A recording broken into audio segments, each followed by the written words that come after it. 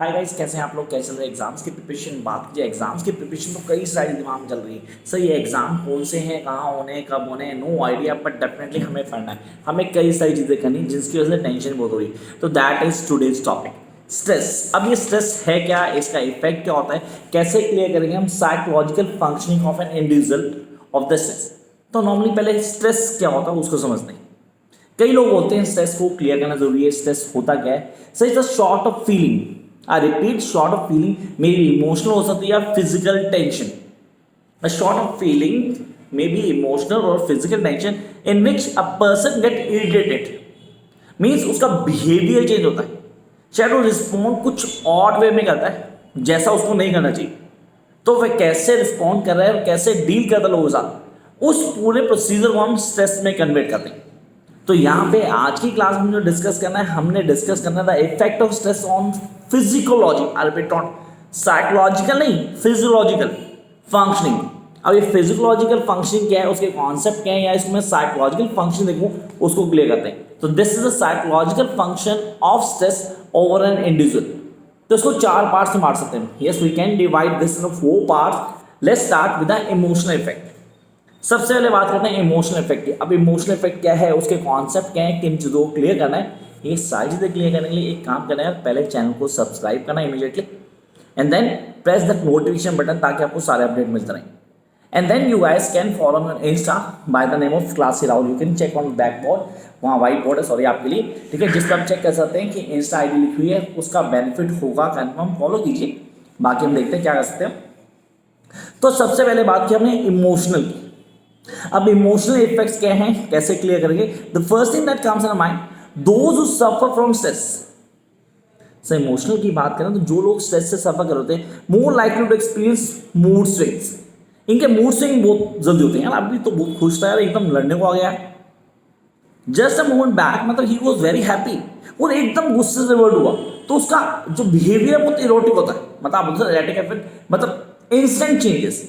तो mood swing है with instant changing. यहाँ पे चाहे वो फैमिली है या फ्रेंड्स है, किसी के साथ भी हो सकता है। ऐसा नहीं है कि दोस्तों के साथ नहीं है, फैमिली के साथ नहीं है, it can be with everyone.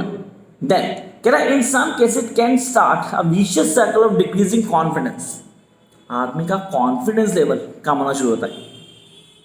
तो साइकोलॉजिकल इंपैक्ट देख रहे हैं हम, सब में इमोशनल आ गया, पहला मूड स्विंग बहुत जल्दी हो रहा है, बड़ी जल्दी स्विंग आया था, और उसका जो साइकोलॉजिकल इंपैक्ट उसके दिमाग में जो पड़ रहा है वो डेफिनेटली विशियस सर्कल चल रहा है। तो कहीं ना कहीं उसका कॉन्फिडेंस लेवल नीचे और नीचे और नीचे होता है। कह रहे it's leading to a more serious emotion bounce. अब इसका एग्जांपल लेते हैं, जहाँ पे हमारे पास एंजाइटी होगी। सर किसी को एंजाइटी होती है तो पार्ट ऑफ इमोशनल है। एंजाइटी, डिप्रेशन या टेंशन या साइकोलॉजिकल मूड स्विंग्स, ये आजकल बहुत कॉमन है यार।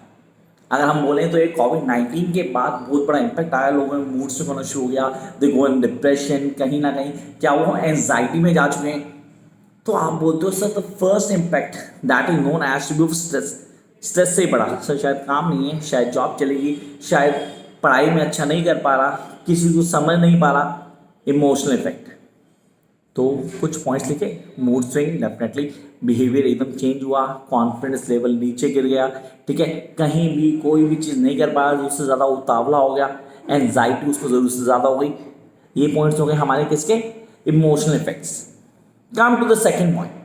सेकेंड पॉइंट डिस्कस करने वाला है क्योंकि ये फिजियोलॉजिकल है, साइकोलॉजिकल नहीं, फिजियोलॉजिकल इफेक्ट है। फिजियोलॉजिकल में हमारे पास क्या आता है, जब ह्यूमन बॉडी क्या करती है, किसी चीज़ में हॉर्मोन्स को प्रोड्यूस करना शुरू करती है। आप कहते हो हॉर्मोन्स का रोल आ गया यहाँ पे, या तो चीज़ को बहुत अच्छे से क्लियर कर रहा है या ग्रैब ही नहीं कर पा रहा, मतलब दो चीज़ें दोनों तरह से अलग चल रही हैं। सर इस फिजिकल रिएक्शन को हम बोलेंगे, physical reaction will help us to function the effective when under pressure in short period time. मतलब फिजिकली कितना फर्क पड़ा, चीज़ों को कर पा रहा है, नहीं कर पा रहा है, याददाश्त बिल्कुल भी हो चुकी है। जहाँ extremely demanding body for long effect, मतलब बॉडी को डैमेज कर रहा है पूरी तरह से। आपने कहा सर इसका कुछ एग्जांपल देते हैं जहाँ इफेक्ट्स आते हैं हमारे पास। पहला sir slowing down the digestive system, मतलब उसका डाइजेस्टिव सिस्टम बहुत ज़्यादा स्लो हो गया।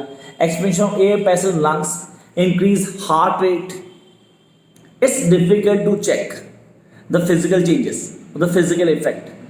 एज कम्पेयर टू इमोशनल बहुत ईजिली ग्रैब कर सकते हैं, हम किसी को बड़ी जल्दी कवर कर लेंगे, लेकिन जब फिजियोलॉजिकल चेंजेस की बात करते हैं तो it's really very tough to crack कि यार उसका डाइजेस्ट सिस्टम वीक हो गया एकदम कैसे पड़ पड़, या उसके लंग्स का जो एयर पासेस है वो बड़ा हो गया, उसके कॉन्सेप्ट कैसे हैं, तो it's tough as compare to emotional. Come to the next phase that is cognitive effect. ये बहुत ईजिली ग्रैब कर सकते हैं आप।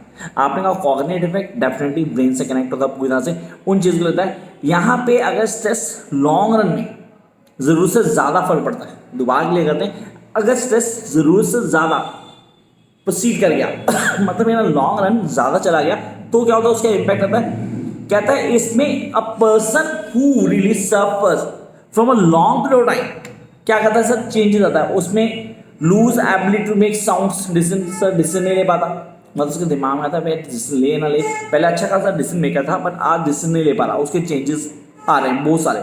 सेकेंडली कहता है faulty decision made at home, घर में, काम में, वर्क प्लेस में जरूरत से ज़्यादा आर्ग्यूमेंट हो जाएगा, फाइनेंशियल लॉस होने शुरू हो जाएंगे, चीज़ों को डील नहीं कर पाएगा, एंड उसका way of communication as compare to older days definite decline कर जाएगा।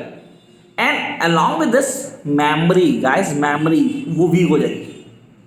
तो कॉग्निटिव का इम्पैक्ट देखना बहुत जरूरी था। तो हमने कहा कॉग्निटिव में क्या क्या चेंजेस आए, मतलब कॉग्निटिव को क्लियर करना तो फर्स्ट थिंग मेमोरी वीक हुई, डिसीजन मेकिंग पावर बहुत वीक हो गई, he was unable to deal with certain circumstances. Earlier जो चीज़ बहुत आराम से डील करता था आज उनको कर भी नहीं पा रहा। अब कैसे निकलेगा, करने का क्या तरीका होगा, किन कॉन्सेप्ट को फॉलो करना है, ये सारी चीज़ें उसके दिमाग में आती है। एंड हाउ ही और ऋषि really going to deal with that situation, that is a big hurdle.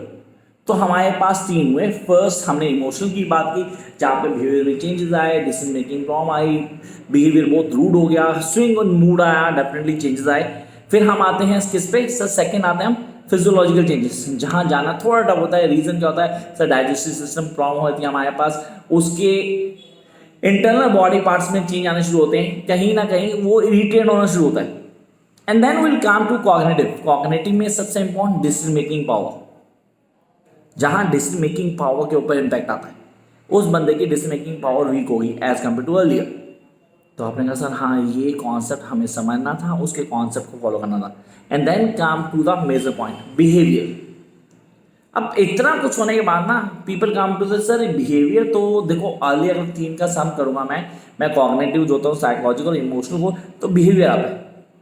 तो बिहेवियर में सबसे पहला पॉइंट जो हमने सबसे पहले लिया था कौन सा, स्ट्रेस किसी भी आदमी के बिहेवियर को चेंज करता है। तो बिहेवियर सर मूड स्विंग नहीं, मूड स्विंग नहीं, यहाँ पे उसके खाने की हैबिट बदल जाएगी। या तो बंदा बहुत जल्दी खाना शुरू कर देगा, मतलब आपको लगेगा are you hurry guy, what are you doing, मतलब आप इतनी जल्दी क्यों कर रहे हो यार, बहुत ही लेजी हो जाएगा। मतलब the one who really eats 3 to 4 chapatis is unable to eat 1 chapati in that particular time. तो आपने कहा सर उसका जो ईटिंग हैबिट है पूरी तरह से चेंज हो जाएगा, मतलब वो उसको कन्फाइन नहीं कर पाएगा, उसकी कंजम्पशन किसी भी चीज़ को लेके वो बढ़ जाएगी।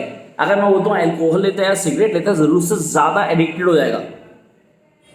तो आपको लगने लगेगा यार ये आदमी तो बिल्कुल ऐसा नहीं था। Stress level, when the stress is more, those smokers वो चेन स्मोकर बन जाते हैं। सर इसका दूसरा एग्जाम्पल लेते हैं, कोई चाय पीता है, वो लगातार चाय पीना शुरू कर देता है, स्ट्रेस जितना ज़्यादा वो उतनी ज़्यादा चाय पिएगा। तो सर आपका बिहेवियर इम्पैक्ट आया। यहाँ पे आप addicted, a word use by the certain psychologist is addicted. तो एडिक्ट होना किसी भी चीज़ को, स्ट्रेस को लेना, उनकी जो स्लीप है वो डिस्टर्ब हो जाएगी पूरी तरह से, या तो सो ही नहीं पाएंगे या तो बिल्कुल की परफॉर्मेंस जीरो हो जाएगी। They are unable to work in a proper environment. Definitely आप कह सकते हो पर्टिकुलर वर्ड जो हमें होता है यहाँ पे स्ट्रेस पूरा डिस्टर्ब करता है कि उसको उनकी स्लीप को, उनकी ईटिंग हैबिट को, उनका वे टू टॉक और द वे दे वर्क, वो सारी चीज़ें डिस्टर्ब कर देता है। ये सारे के सारे कॉन्सेप्ट समझना जरूरी है। तो अगर हम बात करें हमने क्लास में जो जो जाना उन सारे कॉन्सेप्ट को फॉलो करते हैं, तो फर्स्ट थिंग दिमाग में जो आ रही है सबसे पहले सर स्ट्रेस था क्या। स्ट्रेस किसी तरह का इमोशनल या साइकोलॉजिकल चेंज जहाँ पे आदमी किसी भी जगह पर रेसिस्ट नहीं कर पाता, मतलब बदलाव एक पार्ट बन जाता लाइफ का। He get irritated, frustrated, mood swing is a part of it. Eating habit change होती है पूरा सा। ईटिंग हैबिट क्या है, किन चीज़ों को लेके चलता है, कौन सी चीज़ों को याद रखनी है, इनको कैसे पार्ट करेंगे, and how the effects are been done. And remember guys when you going to write of this particular answer, तो एक चार्ट बनाए पहले.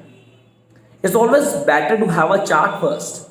पहले आप स्ट्रेस को डिफाइन करेंगे, स्ट्रेस क्या है, फिर उसके इम्पैक्ट क्या होते हैं, उन इम्पैक्ट के बाद फिर मैं उनको कैसे पार्ट कर रहा हूँ, जैसे psychological, cognitive, and then I do physical changes, and then the mood swings concept, behavioural changes को बोला हमने. ये सारे के सारे पार्ट्स आपको डिफाइन करने होंगे. Then you guys going to depict each and every point in details. तो ये सब जरूरी है कि आप कैसे एक्सप्लेन करते हैं. Till then, keep watching, like, share, and subscribe. Catch you very soon with a new video. Bye, guys.